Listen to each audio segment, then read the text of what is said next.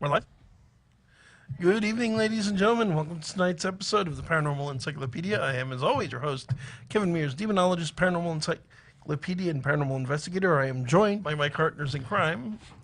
Author Brian McKinley, godfather of paranormal thrillers. And Baron Voltage, recreational hypnotist and small medium at large. And yes, if you're looking at me and wondering what the devil happened, yes, I got my hair cut and I got a shave. He lost a bet. No, the cops were getting too close. No, that explains it. Of course, by coming on here, I've kind of ruined that. That's, shoots that right in the foot. So, first, of course, we need to give thanks to our sponsor, which would be Audible. Folks, if like all of us here, you like books, and if you don't, you're probably listening to the wrong show, given the number of authors we have on. Indeed. Audible is a really great source, especially if you like books, but you don't have a lot of time to sit down and read, because it's audiobooks. They have literally thousands of titles. They've had a number of the guests that we've had on. Dacre's book, Dracula, the sequel to Dracula, is on there with a full cast. Carrie Vaughn, our author from last week, has all of her kitty books up there if you want to check those out. As well as Anne Rice. As well as Anne Rice. And me. And all of Brian's books are up there. And great book Amisha and I just started listening to on the drive over here tonight. That not Netflix, Amazon series is starting next year. Good Omens. Ooh. Which is so topical to the show because it's an angel and a demon on a bike cop show out to save the world from the Christian apocalypse. Sounds like the beginning of a joke. Oh, it's the beginning of. It's written by Neil Gaiman and Sir Terry Pratchett. Oh, so it's the beginning of a series of jokes. There you go. Angel and demon are sitting in a back seat. But the series is coming out next year. It is Michael Sheen and David Tennant. There you go. And it should be reason. Epic. Of course. It has Michael Sheen. Enough said. Or David don't you mean Tennant. Martin Sheen? No, Michael. No, Michael. From the Underworld movies and various other Nixon Frost. Another Sheen. Sorry, Michael Frost. Is going to be English. The angel and David Tennant, the doctor, is going to be Crowley, the demon. Though he's less a fallen angel and more, to quote the novel, an angel who sauntered vaguely downward. He went down there when he was good and ready. But at any rate, you can go to the link to our affiliate link, which is audibletrial.com/paranormal in the letter E. audibletrial.com/paranormal E. Links in the description. You get a free month, a free audiobook, and you help out the show. Exactly. Yes. And you know what? They even have reference materials on there. Oh, yeah. You know, it isn't just fiction. History, self-help, everything. Yep. Even learn a language. Yeah. There you go. You know, if you want to be boring and practical and logical. Well, what can I say? I like being a polyglot. Thank you. Fair enough. Fair enough. So tonight's episode, we're actually going to largely let Baron take the reins. Oh, boy. Because tonight we're talking about fear. Told you he lost a bet. Yes, fear. Such a lovely little autumnous response. Or autonomic, I guess, however you want to pronounce it. Although some people have a tendency to have a phobia deep within themselves. Yes. And, you know, I mean, a lot of my work when it comes to my hypnosis stuff is exposing people to fear, having them really go through all that fun. I really start to dig into, well, what exactly is fear? Where does it come from? Why do we react to it the way we do? And what's better, why do people pursue it? And some examples of such to its most dire extremes, especially in the individual fields, rather, that we use that said fear. I mean, for instance, Kevin, you're a paranormal investigator. People contact you because they're afraid. Oh, yes, very much. Now, I even have a more interesting question. When have you been, and why? Well, on a case, I mean, I've been afraid more than once. And here's the great secret for people out there that'll go, oh, the great demonologist is afraid. Yeah, you know what? I've been afraid. Yes. Any investigator who tells you they've never been afraid is lying either to you or to themselves or both. Or they're just that kind of stupid. Or they've had really mild cases where nothing's serious. You know, there's a few cases I've done that, like, nothing's happening. And if you had a career of nothing really happening and maybe there's nothing there, yeah. Yes. I'd say one of the most disturbing nights was the first that was sitting across the table from the woman who was possessed by a demon, listening to the demon come out and speak, when we didn't know she was possessed until that moment. That was not a pleasant surprise. I bet it wasn't. Especially by virtue of finding out later, this is the woman I've talked about on the show before, who decided it'd be fun to go digging up children's graves to steal the skulls. That's a special kind of, yeah. There you go.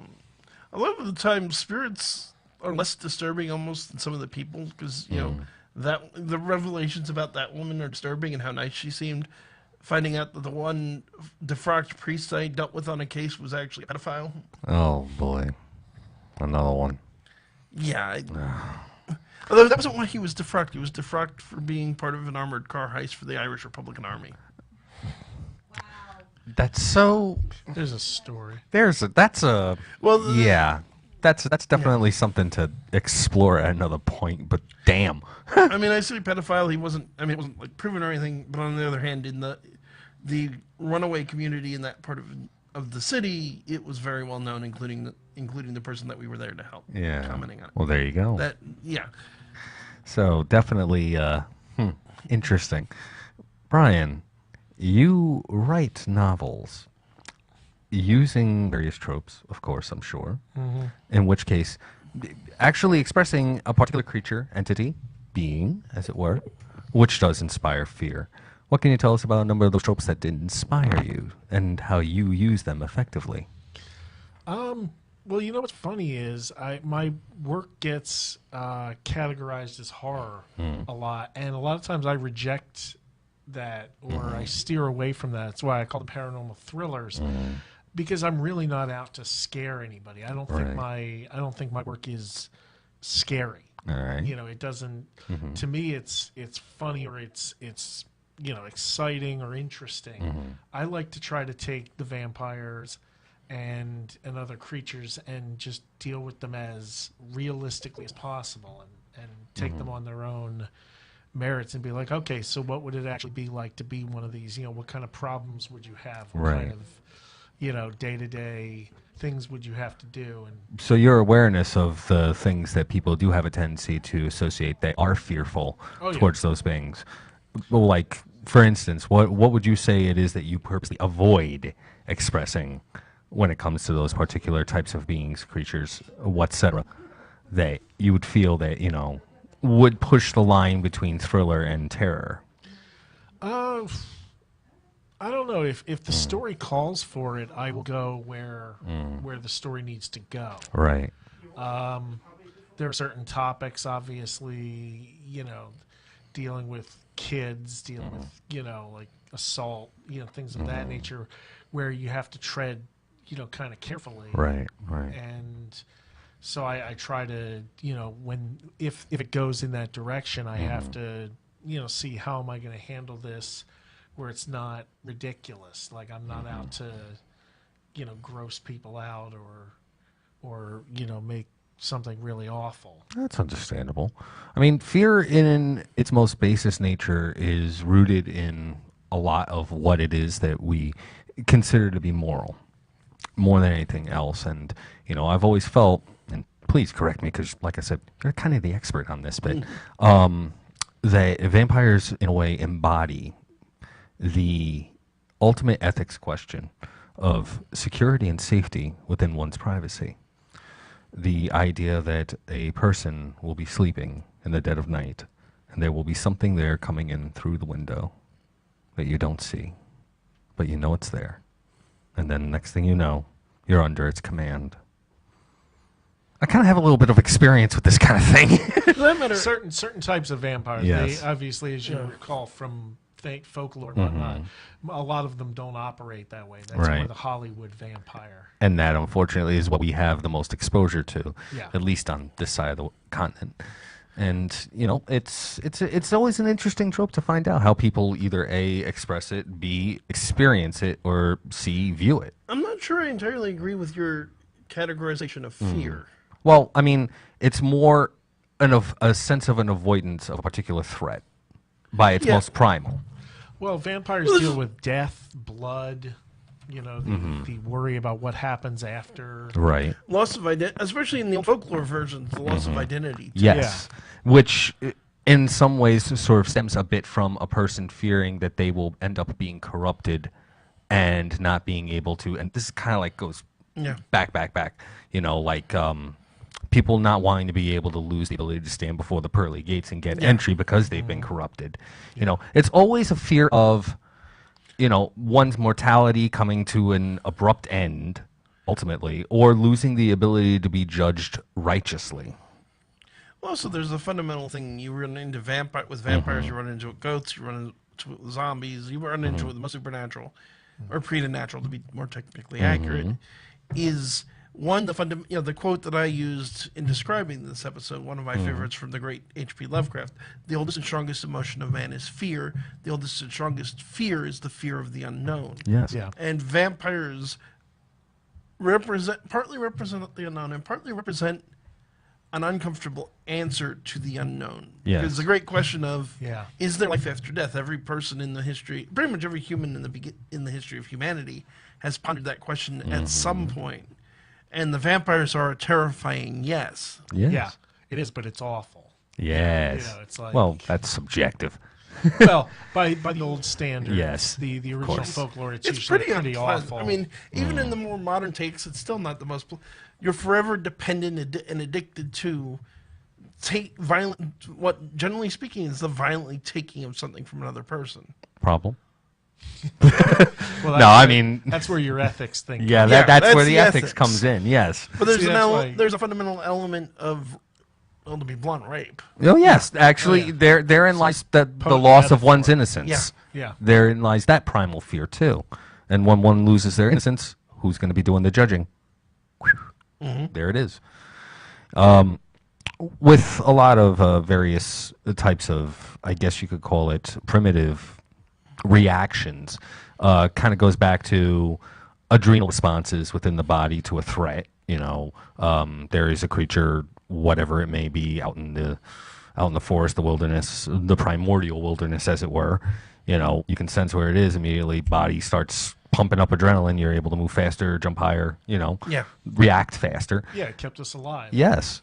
And that feeling, that surge, ended up becoming less and less needed for a survival sense and more wanted for an exhilaration. That's where you get into like horror That's where we movies get and into, yes. thrill rides and stuff. Why people love being afraid. And that's why people love playing with me. See, I don't. Oh, you wouldn't want to. I'm one of those few people. I do not enjoy being afraid. Good. There are people that love that whole thrill seeker thing. Not me. See, it's different for me because I've been a nerd to it with the things I've done, with the things I've seen. Horror. I love a good horror movie. Right. It doesn't scare me. Well, there was there was a quote by Hitchcock. I can't remember. It was a little bit of a short, I guess you could call it tiny allegory he threw out there. A difference between thrillers and fear. Yes, I believe it was. I know the one you're talking Yeah, about. the suitcase bomb analogy. Yeah. Where he stated that the difference between horror and suspense is, with horror, a bomb is underneath your table. You don't know that it's there, and it blows up. So be it. That's horror. However, with suspense, there is a bomb in a suitcase under your desk. You know it's there, and you don't know when it's going to go off, and it hasn't gone off yet.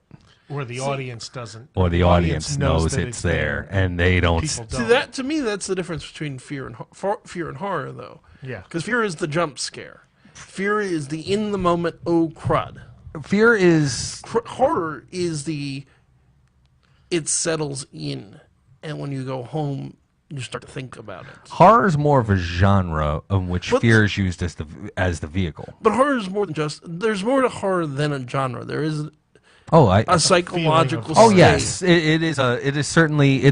Horror is also an afterstate to the would exposure of fear. say it's the difference between, you're watching a ghost movie, for example, or you're watching The Ring, and fear is watching Amara come out of the TV set for the first time. Samara, yes. Samara, excuse me. Horror is going home and thinking about, but what if? Horror is all of a sudden hearing your phone ring and then jumping 10 feet. Or long yes. after the movie's been over. It's your mind working on the possibility. Oh yes, it's Yeah. fueled. It's fueled by fear. Horror yes. is the vehicle. Fear is the gasoline, and I love it whenever it's time to fuel up. And good horror and a really good horror movie relies on building that sense. Yes, and not over. I guess you could say overdoing it. Yeah. I mean, there's a lot of film and cinematic portrayal of fear that has, in a way, kind of taken a bit of a detour from traditional. I mean, I've always expressed that there are two schools of thought as to what fear is in film. You've got the gory, bloody Saw 2 onward, because Saw 1 honestly wasn't really that gory. Saw 2 definitely, they just ramped it up from there. And then you've got movies that are like the first Paranormal Activity. Yeah. Second one maybe I would kind of like push to there. And I can honestly say that was the last movie that legit made me jump out of my seat, was the second one. Well, one of our listeners just commented in chat the only horror movie that scared them was The Conjuring. There is actually a good reason behind that too for a lot of people. It's the fact that the events in The Conjuring happened. Yeah. That sometimes based on a true story can be used as a tool with fear. Well, it's not. I would absolutely agree with you that that's a big part of it. The other thing I think is jump scares have their place. Yes, they get into the primal. Yeah, that movie uses jump scares very well. It's sparing, but it hits you. It's like, Yeah. Well, I mean, in the middle of building the suspense. Well, yeah, and therein lies the kick. A lot of the jump scares are preceded by a strange crescendo in the music, or a The use sudden of music. halt in almost all of the ADR. For those of us that don't know, ADR is sound effects and whatnot that you might hear the sound of like wood creaking or whatever.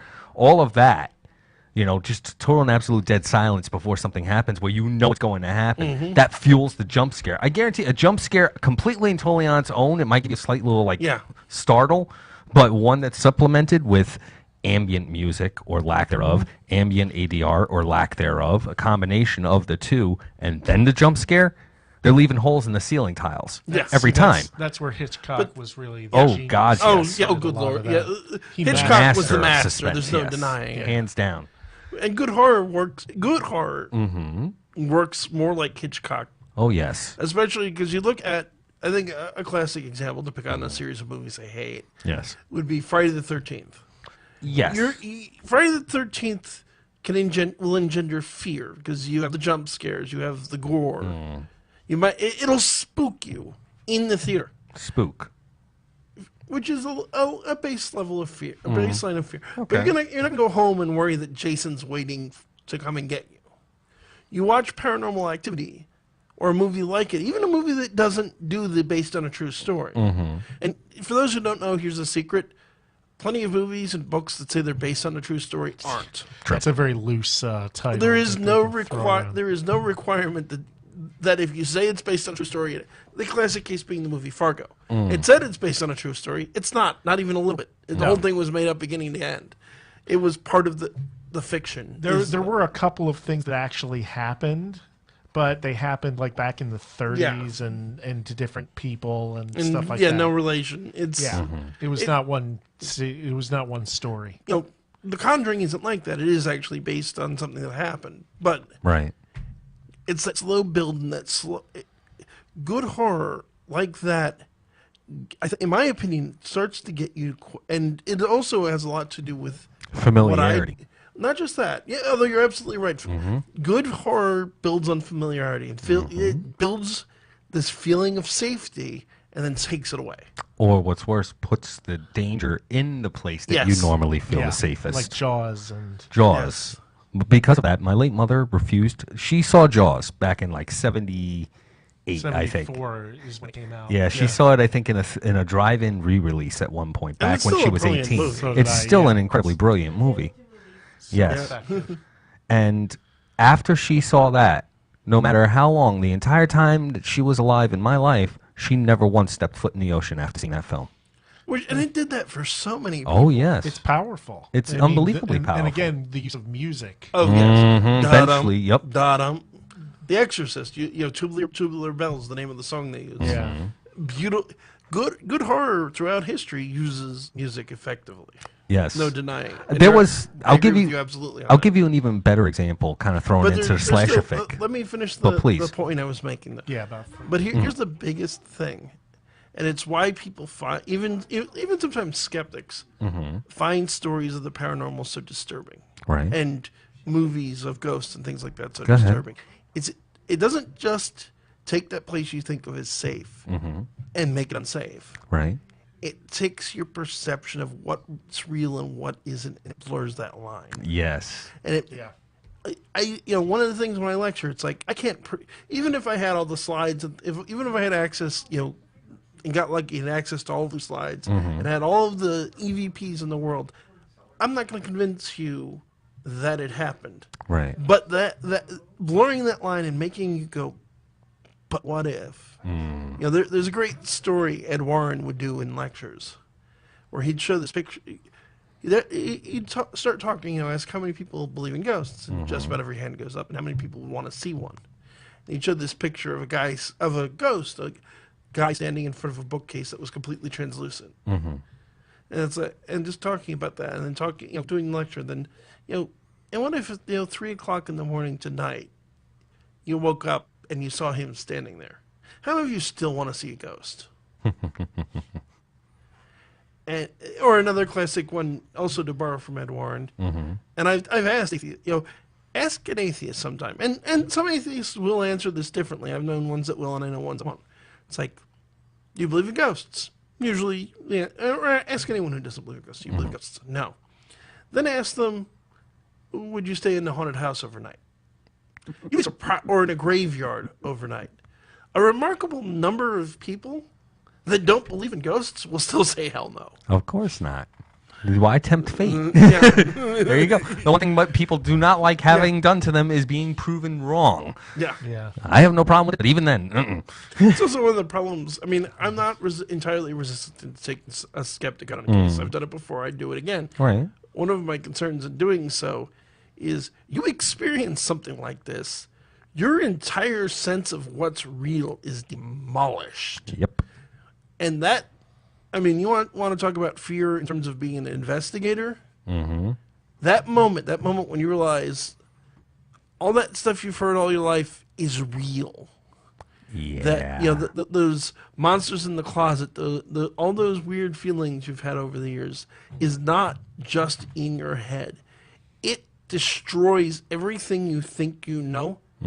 And people react to people. You'll see a favorite story of mine from Louvre, taking a pair of bikers into a cemetery who want to learn how to investigate, and big tough leathers, quite literally biker Hells Angels types.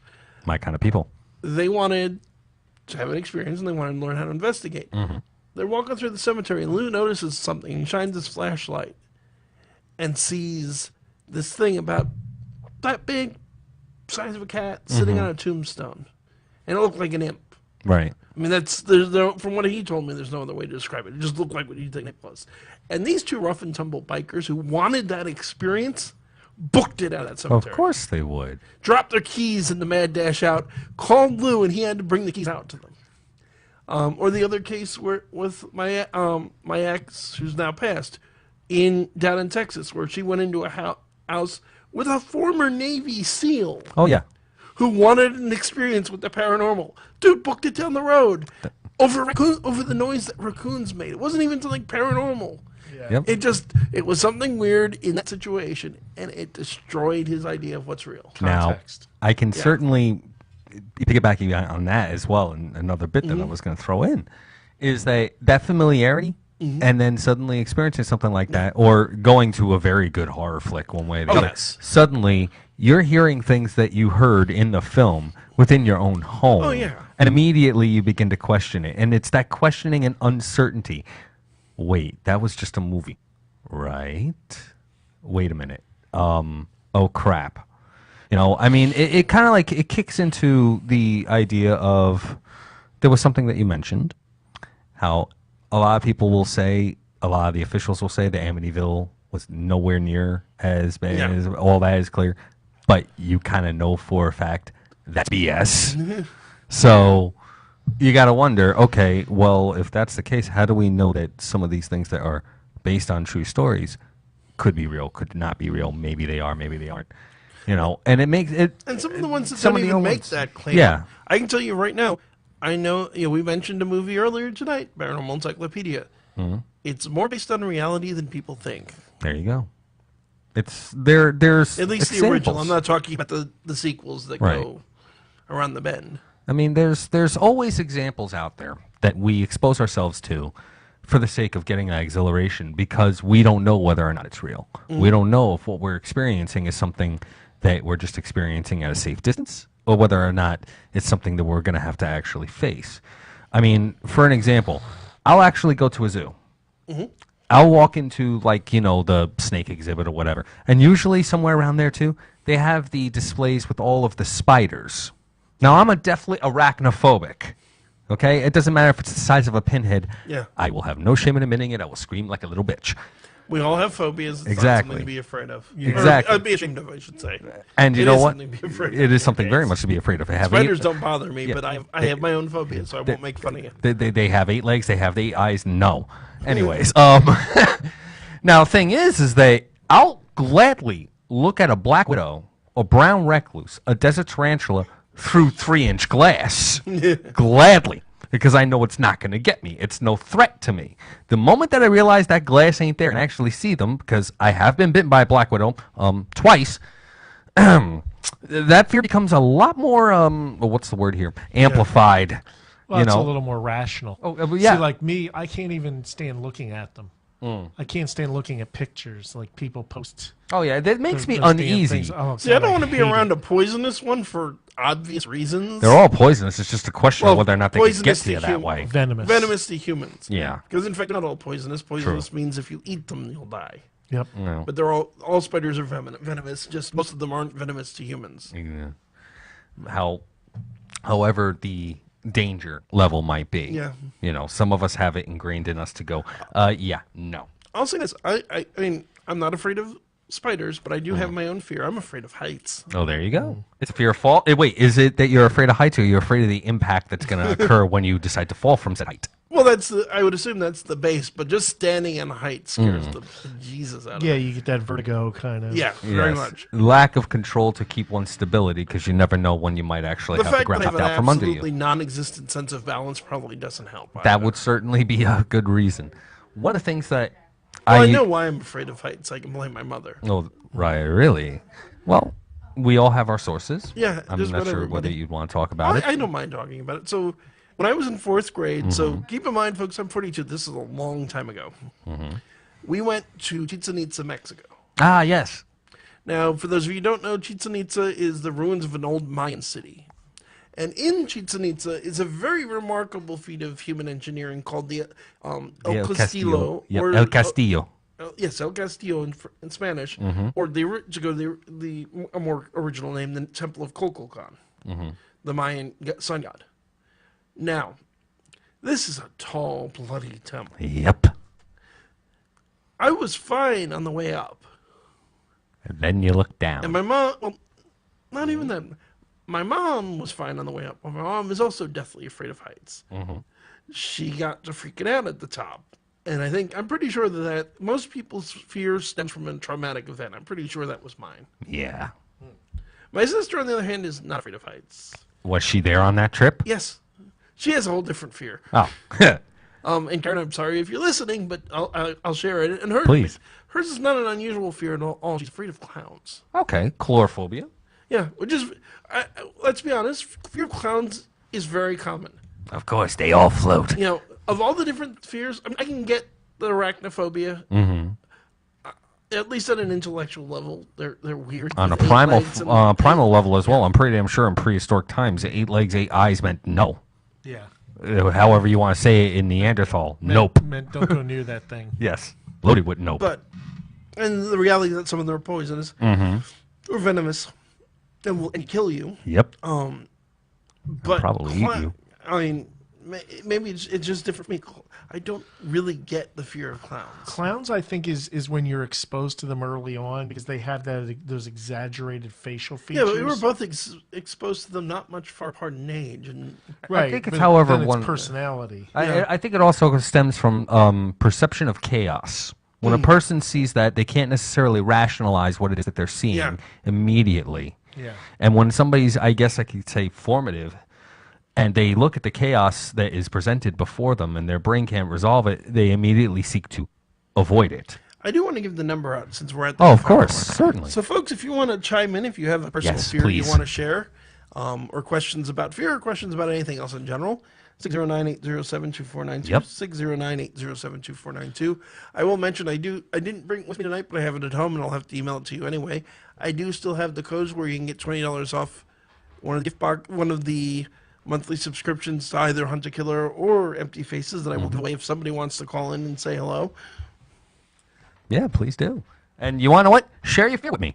Let me know what it is that scares you, and you want to know what? Maybe I'll figure out a way to crank it up or tune it down. One of our listeners who chimed in earlier, which was Erin Catherine, brought up an interesting point, although I wouldn't entirely agree, and I'll get to why in a second, which was that the fear of clowns could stem from the fact that John Wayne Gacy, who dressed as a clown in hospitals and kids' parties. Right. I think that's too intellectual. Like, Yeah, you'd have to Especially actually for know. a kid. I mean, in my Fear- sister's case, she was young when this fear first manifested. She didn't Yeah. know who John Wayne Gacy was. Gacy certainly plays a role in the monster clown as an archetype, Right. but I don't think he played. And he's an interesting figure in his own right. Lon Chaney famously once said that there was nothing more terrifying than a clown after dark. When he was in the 40s.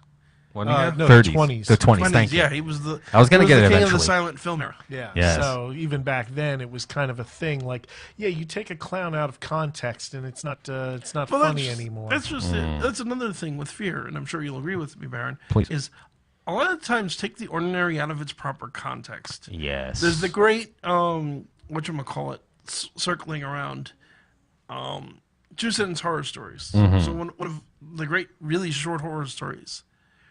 There's nothing more beautiful than the sound of a laughing child, except at night when you live alone. Yeah. That's always a good one. Or what's worse is it was one where a child I heard my mom calling my name from the other room. When I went up, I saw my mother rushing towards me, and she said, I heard it too. Yes. Or one of my favorites, and there's a short film of this on YouTube. You know, I went to tuck my kid into bed, and Daddy, there's a monster under my bed.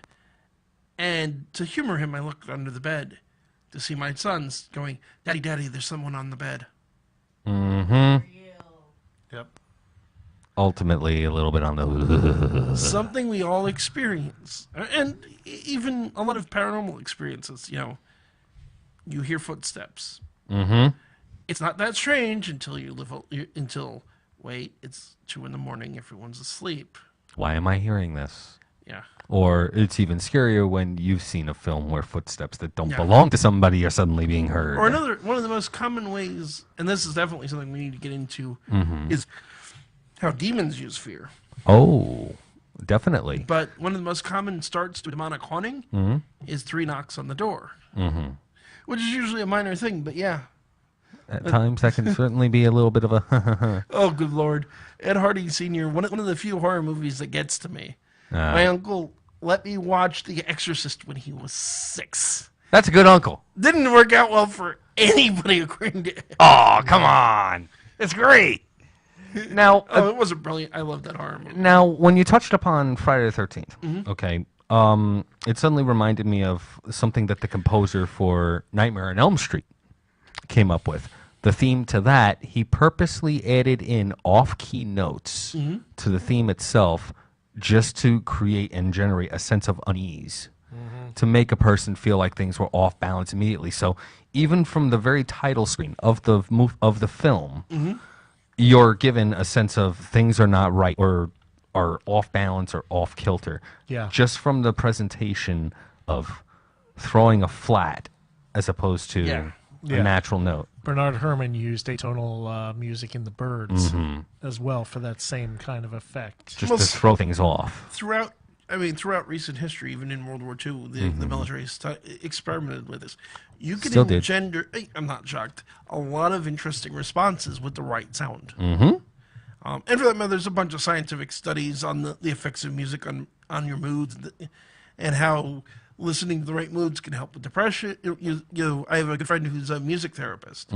Listening to the right music can help with depression. This is it good throws you science. into a little bit of a Yeah. trance state. Now we're dealing with Yes. my other wheelhouse. Yes, Well, all of this relates. it does. We didn't just pick fear, throw random words into a hat and pick out fear. That's not how we come up with the topics. Exactly. honest. And the irony is that we pick once they're all Not mine. yet. But music always generates a psychological effect. It always creates a sort of either a mental calm or a mental discord, and any kind of discord within a person's mind, except for joy, is always going to have an immediate snap response. Joy, in a way, sort of like it builds, it swells, and it allows to grow. But every other sort of, like, I guess you could call it, mental reaction is primal, if you really think about it. I mean, joy is a modern invention, relatively speaking. Joy is a modern invention. Fear is the oldest. Yeah, It goes was right the first. back to the reptilian hindbrain. Yes. And there's so many different branches in which case people can experience it. Like, I have, I guess you could call it an intrinsic fear, other than, my primal fear. Because I think everybody has an intrinsic fear, a primal fear, and a superficial fear. There's the fear of one's mortality ending. That's primal, regardless of whether or not it's by creature or by bullet. The fear of death is a whole, Ultimately, yes. which is really, in a sense, the ultimate fear of the unknown. Yes. Yeah. Because we don't know what's going to happen after the fact. It's, and then you have the intrinsic. To give you a good example, mine, not mattering. It's like an existential sort of fear. My biggest fear is, and this was something I experienced. This was back in 2012 when I was diagnosed with a blastoma within my pressing up against my temporal lobe and hippocampus, aka brain cancer. Yay! My biggest fear was that, and it stemmed from a nightmare. Ironically enough, I was laying in a hospital bed, and I knew that I was going to die that night. This is the nightmare. And no one came. I told everyone. Everybody knew. Nobody bothered to show. And then after I went, nobody cared. My funeral was empty. I think that's a common fear for a lot of people. It is. And it's a very, very, very powerful one for a lot of people. And I guess you could call it that's my intrinsic fear. And then you get the superficial ones. Like I'm afraid that I'm going to be late, or I'm afraid that I'm going. And that's more of a fear of consequence, that's going to cause an inconvenience. Yeah. Social pressure, things like And that. there's It's also annoying. basic, if you're the big burly guy who wants to pick a fight with you. Oh yeah, then Yeah. bring it on. I'm not the toughest guy in the world. I'll admit I have that one. I don't have a lot that really scares me, and even the things that the biggest thing that scares me the most, the heights, I can control it. You want to what? I mean, If I want to go to the top of the thing, I'm going to go to the top of the thing. Screw the fact I'm afraid of it. and that's ultimately what toughness is: the ability to completely and totally trounce yes. one's superficial fears, and maybe the majority of their intrinsic, because primal ones we can't really control. They're always going to be there. I'd say my primal fear is heights, and I can. It would control be, it. but I can completely control it. then it isn't necessarily a primal one for you. That's the only thing I got that qualifies. You're afraid of a spirit taking you over? No, because I know how to stop that from happening. I What know if you couldn't? it doesn't matter. It's not. There are rules under which that operates, and I know I don't. You see, I'm attempting to try and find Yeah, but something you're trying to because find something that doesn't fit. and that's just it. There's always something, is my point. Something that we don't think of. And even that in itself is a fear, that there might be something you missed. I don't agree that there's fear, that fear can't be controlled. Not conquered necessarily, but it can be controlled. That's what I mean. It's that toughness is a measure of being able to control it. Bravery is acting in spite of fear. Insanity is not having fear. Right. True. That's the difference. Yes. Brave people experience fear. Fear is a natural biochemical reaction in your brain. If you don't experience it, something is, at least if you do not experience it in a life-threatening situation, if nothing else, something is fundamentally wrong with the way your brain operates, and it's not a good thing. For some people, they even get fueled by that fear. I mean, Which is the way it's supposed it's what basically is getting triggered in your brain when you're experiencing fears. It triggers your fight or flight response. no, what I mean is that people purposely seek it out in order to be able to. Well, that's adrenaline junkies. Yes. The adrenaline junkies, the horror people that do all the crazy, stupid things humans do. Firefighters. Yeah. Prime examples. I'm not downplaying any firefighters. I was one myself, a volunteer, hook and ladder, go keyboard, hook, and I'll tell you this. Knowing that there is a blaze that's going on, the first thing you want to do is run away. But at the same time, that fear is what pushes you to go into the building. Yeah. That fear is what puts you on It's that the 50-foot ladder. The adrenaline is what biologically kicks in to allow you to be able to move your legs. The fear generates the adrenaline. Oh, that's what I'm saying. Yeah. I was going to Creates a say, natural high. one of our listeners, again, Aaron, brought up one of the most primal fears people have of all, which is that they're afraid of the dark. Ah, yes. Like that they can get up in the middle of the night and they'll bolt back to their room from the bathroom because they're afraid someone will grab them. Yes, the eyes Or in the darkness. here's another one that's a fundamental thing a lot of people have from childhood. Okay, and if as I describe this, if you don't believe me, I propose the following experiment that will clarify what I'm talking about. There we go. Tonight, when you wake up in the middle of the night, and actually, I was watching an interesting thing earlier today from Adam Sherwin's Everything, that people naturally usually wake up, the sleeping 8 hours straight, not natural. No.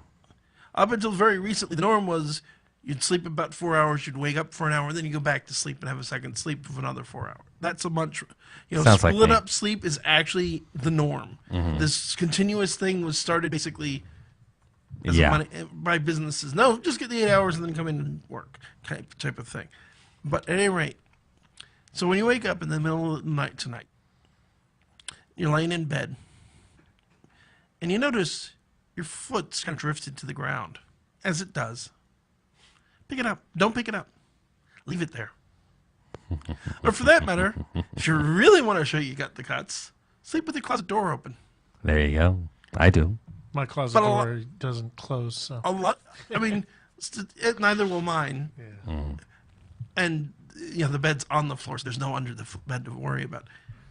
But a lot of people, a lot of full-grown adults, otherwise rational full-grown adults, can't sleep with the closet door open.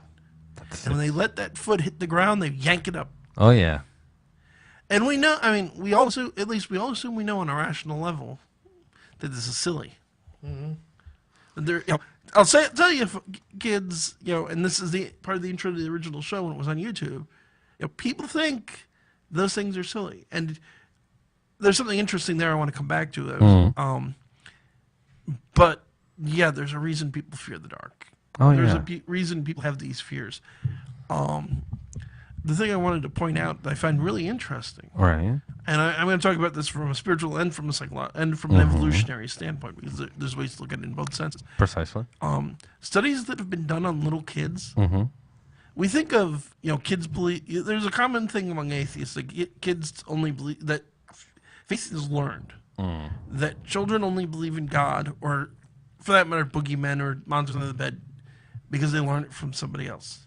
There's actually a number of studies that say that isn't true. That children have a fundamental feeling of other, that they're being watched. Yes. That there's an external presence they can't see beyond themselves. Now, from a religious and spiritual perspective, this is we can argue that this is God, this is your guardian angel, this is demons, whatever. From an evolutionary standpoint, I would argue this. Once upon a time, when we're living out in the jungle and we're worried about the saber-toothed tiger coming to eat us, that kind of paranoia kept us alive. Yep. Yeah. And fundamental to that is that fear of, that dark space you can't see into properly. There could be something lurking there to eat you. Yes. Yeah. And usually they had better vision than us. Yeah, and I'm of the opinion that the need to that humans have either because God actually exists or because evolution has designed, as I hate to say designed, but for lack of a better word, designed us this way, or in my personal opinion, a little of both. Humans have a fundamental need to believe, and also in the ancient world, when you're largely at the mercy of forces you don't even begin to understand. A tornado could touch down tomorrow and wipe everything out, and it's not this is 500 years ago when they didn't know what we do about meteorology, where we could predict when and where a tornado is going to hit.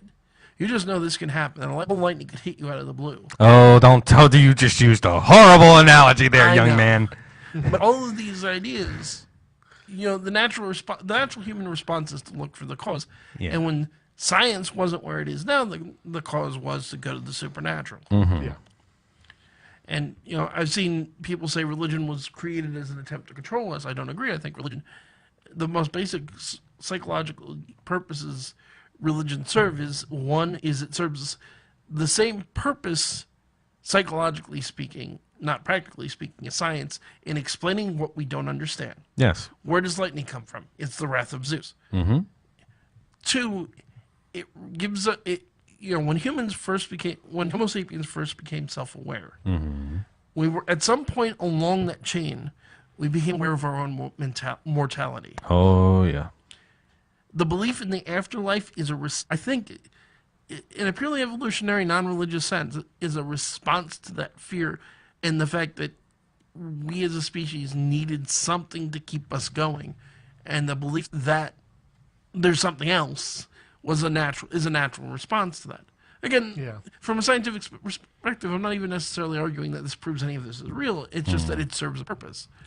The counter to which I would make is religion as an organized force is on the decline right now. Lots of atheists think that means that it's going to be over within a few generations. I don't, because I think the reality is these things just ebb and flow throughout history. But while conventional mainstream religion is failing, people are still believing in absurd things. Flat Earth is on the rise. Sovereign citizens that we talked about before. Illuminati conspiracies, moon landing hoaxes. At least Scientology is on the decline. Yeah. Cults, for that matter, are on the rise. People still have this... whatever put it there, evolution, God, combination, people seem to, in my opinion, have a fundamental need to believe in something. When you take away religion, and I'm not talking about individuals, because people, I've had atheists try to go to me, I don't believe in anything, and that's up for debate. But I'm not talking about every single individual human on the planet. I'm talking about populations here. Right. And on a population level, we seem to have a need to believe in something other than ourselves. Of course. Well, no, we want to be part of something bigger.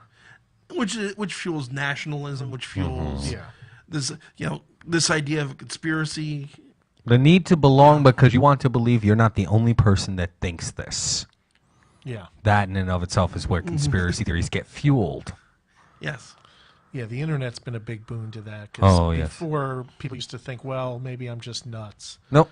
Now it's like, now they can find 5,000 other people that believe the same thing. Or they can just post it and people start to agree with them. What can I say? I'm a member of the Church of Chanology. There you go. Well, the other thing you run into another part of the conspiracy thing is, of course, we have an inherent desire and need to look for patterns even where there aren't any. I mean, I'll give you a good example. My grandfather, okay? You want to talk about patterns? Passed away 3 years, 3 months, 3 weeks, and 3 days after my mother. You want to talk about patterns? Yeah. That's saying something. Another common one people talk about, no disrespect to your grandfather or your mother, of course, but one of the big ones people have talked about for years, President Tyler, died in office. Right. 20 years after he died, the president in office died. 20 years after that, the president... Almost, not every president who ever died in office, but every 20 years since Tyler, approximately, the president who's in office at that time dies in office. Not always that year, but within a couple of years either way. Some wiggle room. The last time last time that people point to this pattern holding it all true was the year that Ronald Reagan got shot. Right. He didn't die. Right. It's because his hair kept it in place. Stopped the bullet. But it was 20 years after the Yes. assassination of Kennedy, I believe, would be the last. Yeah. Almost. It was. It was 21 years. Yeah, 'Cause- but it fits within the supposed 20-year curse. Yeah, Hinckley tried to put a bullet in Reagan in 81, and it just wouldn't. No. Yeah, and Kennedy was 63. 63. Yeah. Yes, because same year that Doctor Who started. Yeah. Yep. In fact, the same weekend. November 22nd, 63. Hey, there you go. Yep. I remember that date. Go figure. Nice. Well, one reason to remember it is Stephen King wrote an excellent time travel story called 11/22/63. Yeah, that was a good book. I remember because it's my my former wedding anniversary. It's kind of ominous. That's the reason why she's my ex-wife. There you go. And I would definitely recommend people check out 11/22/63 if they haven't. It's It's a great- on Audible and it's a great book. Yeah. Yeah. Seems like a decent TV series. I never quite finished it. I didn't either. I didn't like the series as much as I liked the book itself. It was kind of odd. The changes were getting to me. You know, Yeah. speaking of fear, the unknown, and King. since we're kind of touching in on that, Yeah. I'm suddenly reminded of Gerald's Game, Oh, the that, book, not the Netflix series, the book. I haven't they read did it a and I movie. haven't seen it. it's an I know the interesting, basic idea, but I haven't actually read it or seen it. interesting story. Yeah, there were certain aspects that were left out of the Netflix movie that I think would have seriously escalated the heck out of it that were still in the book. In particular, the eyes and teeth showing in the darkness and the rifling through the bag of the various jewels in the Yeah. shadows. You familiar with I know that what description? you, know Yeah, what you mean. Yeah, that in and of itself was a build-up. that part was For that creepy. matter, Oh God, sorry. I was going to say one of my favorite story, one of my favorite authors that touched on the unknown so fundamentally, Lovecraft and his refusal to describe his monsters. The invisible whistling octopus. Oh yeah. That's just it. Or purposely eliminating vowels from most of the names of his monsters too. Good example. He had that was his phobia, a fear of vowels. Actually, he had a ton of phobias. Actually, for that matter, so does Stephen King. A lot of horror writers are very afraid. Yeah, Stephen King. they you write wanna know about what scares them. You want to know Yeah. what Stephen King's afraid of? Read his books. Yeah, There you go. He He must have a thing against Maine. Well, that's more the right what you know. it's familiar. Yeah, Yeah, but you want to know what? Because of him, I will never go to Derry. You is know what? I never there is will. no Derry. That's how I know. I never will go there. Why? It doesn't exist anymore. fictional town. Yeah. It ate it. There it is. But- It doesn't exist no more. For that matter, there's the one horror movie I keep meaning to watch it. I haven't seen it, but there's a horror movie about Ted Bundy.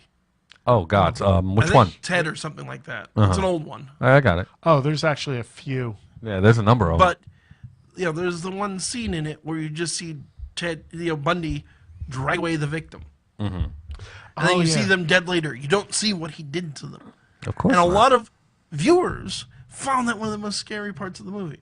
Yeah, Two other perfect examples of this used well is the original Alien. Oh God, yeah.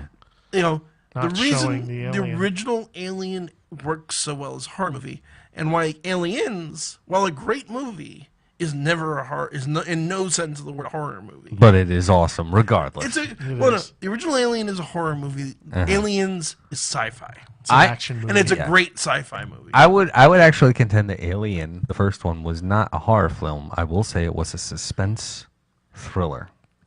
I would say it's the point where good horror and suspense. yeah. Are the They same. are certainly There's right. definitely on horror point. elements. Good horror is suspense. Good Yes. suspense is horror. It's this. I mean, it's being the trapped same- in a vessel with a monster. I mean, the Yes. entire Is a concept of pretty Alien horror. was a haunted house in space. It's a Yeah. horror movie. It's definitely suspenseful. Oh yeah. But good horror is good horror isn't jump scares. It's the slow build, which that movie is the king of. Certainly. The other movie, and what's ironic, of course, is that this was because of an accident we talked about earlier, Jaws. Jaws. Oh yeah. yeah. They couldn't the show Matawan the shark. Creek shark that Attacks. in the 19. 1910s. Was it 1919? I think it was 1919. Yeah. Yeah. I used to live like a block away from the actual creek. We still live right near there. Yeah, I know. Yeah, bull There you- shark. No. No, not a bull it was shark. not a bull shark. Popular myth based on a misconception. It was, a great white. It was a great white. Really? Because a lot of people go, well, a lot of people who don't know sharks, and I'm a shark nerd, so I do know, think that, well, bull sharks are the ones that go up fresh water. Whites do it too, they're just not as well known for it. Oh. No, what's weird is how shallow that creek is. Yeah. That's Well, what back in that time, it wasn't shallow. Yeah. I mean, the water levels were more or less controlled right around the time when Keyport started to really become a major fishing For anyone who town. doesn't know what we're talking about, in 1919, there was a series of shark attacks that started in Atlantic City, swept up the coast, and culminated in Matawan River in Matawan, New Jersey, Keyport, where a great white shark went on a killing spree. It was the inspiration for the movie Jaws. In the book. And the Peter book. Benchley's. Yes. Jaws. But the point that Brian and I were getting at is you only see the shark pretty much at the end of the movie. The better part of the film, And the reason you honestly. don't see the shark until the end is a mistake. Because they had a big animatronic shark they were going to show throughout the movie. Bruce. The thing went couldn't get it. haywire every time it touched the water. Couldn't Of get it course. to work right. Yeah, Yeah. for like most of the shooting. They hated that shark. And the other thing, of course, being that great whites are pretty much impossible to keep in captivity. It's never been done successfully for more than months Yeah. for a number of reasons. One of the most basic is actual great whites range hundreds of miles in a day. We can't build a tank big enough for them. Yeah. Also, the reality is a lot of the bigger ocean fauna, like for example, killer whales do not do well in captivity Right. at all. There's a great documentary out there called Blackfish about how badly SeaWorld is. Even with the best of intentions, SeaWorld and things like that aren't good for them. Well, I mean, sharks. Yeah. Sharks should never be in captivity. They are basically murder with fins. No, That's they're all they not. are. They are murder No, with that's- fins. Great they- whites. They get No, they get they're a not bad at all. they get a bad rap. Great whites are one of the most skittish predators on the planet. They will They don't attack people Watch- very often.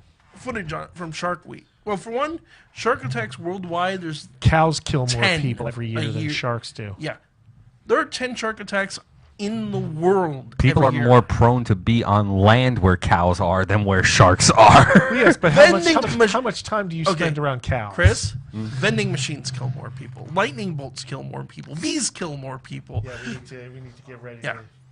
Do you But- have the ad? I'll actually get it right now. Folks, let me. This is going to be about our second sponsor, which is beyond awesome. NordVPN. Let me tell you something. People like browsing the internet. Unfortunately, people end up browsing the internet and being in places where you can't do it so freely or anonymously. There is a company out there, and it's called NordVPN. You hook up with these folks, and I guarantee you, you'll be able to actually hook up any type of device that you connect to the internet with completely and totally anonymously. They've got very low rates. They hook you up with several different types of plans. Your entire browser history is not stored. So the best part is that you can browse, check out whatever it is that you want. Doesn't matter. As long as you're connected with them, nobody will know what you're checking out, and they'll never be able to track it. That's the best part about it, especially if you're in some of those countries where they keep an eye on that kind of thing, Yep. like China. And, it's very low cost. I highly suggest you check it out. We've even got a link down in the description, so this way you can check it out. And help out the show. And it would seriously help out the show. So check it out. Seriously, you'll be glad you did in many ways, because you know what? A lot of us have browser histories we don't want people seeing. Yeah. Just saying. Some other things to keep in mind. The most basic thing you can do if you don't have the money for Nord and you already have your free subscription is like, comment, and subscribe. Yes, seriously. It doesn't cost you a penny. It's a huge help to the show. Yep. Share it with your friends on your Facebook and on Twitter and Tumblr and all those other happy things. We'll be posting this to YouTube a bit later on. Yep. You know what? Subscribe to us, please. Like us. very much. Please do so.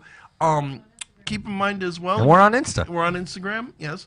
You can also help us out by going to our Patreon, patreon.com/demonology.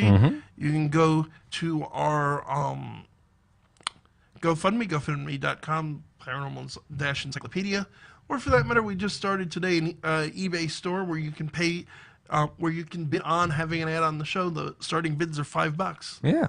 $5 and you will get my voice. You get a $5. You get a 30-second ad. Brian will enlist Brian to write it, Chris, to read it, Yep. and yeah, it has a buyout price of $60. Hey. Which is, and 60, yeah. We're still trying to make that move to 2 hours. We need the help. We need help to get there. Hey, folks, advertising certainly works. And you know what? People say that generosity actually does make a person feel good. There's an actual Harvard study on this. So you know what? Show us some love. I would say, so next week, I'm thinking, we've been meaning to do it. I think now's the time. Let's do the end of the world. As we know it. Yep.